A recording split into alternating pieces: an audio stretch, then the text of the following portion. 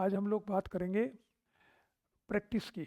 जो आपकी परीक्षा आने वाली है, उस परीक्षा के लिए आपको अब प्रैक्टिस भी करनी शुरू कर देनी चाहिए, पढ़ाई करने के साथ साथ, नोट्स बनाने के साथ साथ। प्रैक्टिस, चूँकि एग्ज़ाम आपके MCQ के आएंगे, तो MCQ की प्रैक्टिस शुरू कर देनी चाहिए। आपके लिए मैंने 10 टेस्ट पेपर्स बनाए हैं, जो हर पेपर में 150 प्रश्न है, 150 जिसके ऑप्शंस हैं।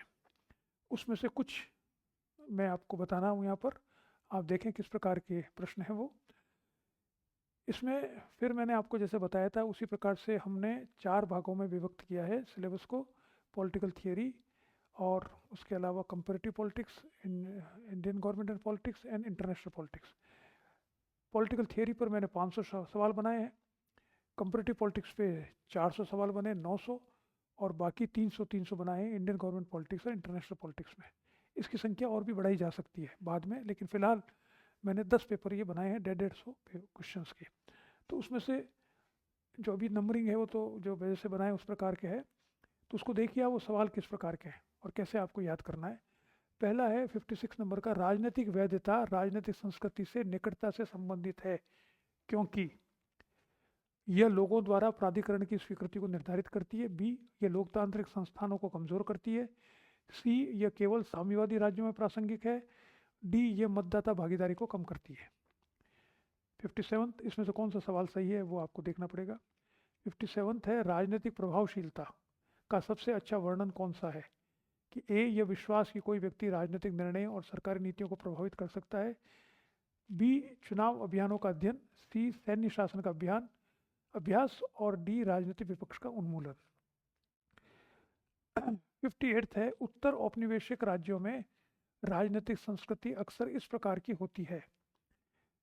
ए, मजबूत लोकतांत्रिक परंपराएं। बी, पारंपरिक अधिनायकवादी और लोकतांत्रिक तत्वों का मिश्रण। अच्छा, ठीक है।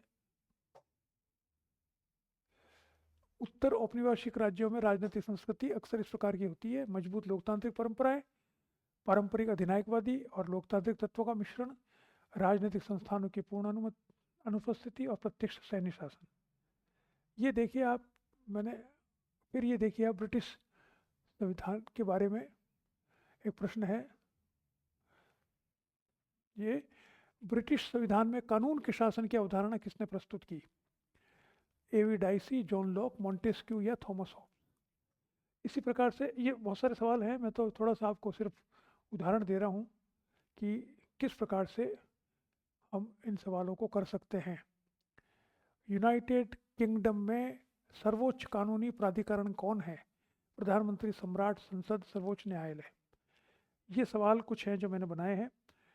इनको हम PDF में या तो बना लेंगे या फिर इसको पब्लिश करेंगे, देखेंगे आप जैसा कहें, उचित रूप से जैसा भी आप समझेंगे। ये सिर्फ मैंने एक आपको उदाहरण दिया है कि इस प्रकार के प्रश्नों का उत्तर आप देखें और प्रैक्टिस करना शुरू करें। प्रैक्टिस कैसे करें ये मैंने पहले वीडियो में बता चुका हूँ मैं आपको। याद करने के 3 रामबाण तरीके, उनको वापस से उस वीडियो को देखते रहिए बार बार, और इस प्रकार के प्रश्नों को तैयार करने का प्रयास करें। ठीक है, चलिए आज इतना ही देखते हैं अभी फिलहाल। नमस्कार।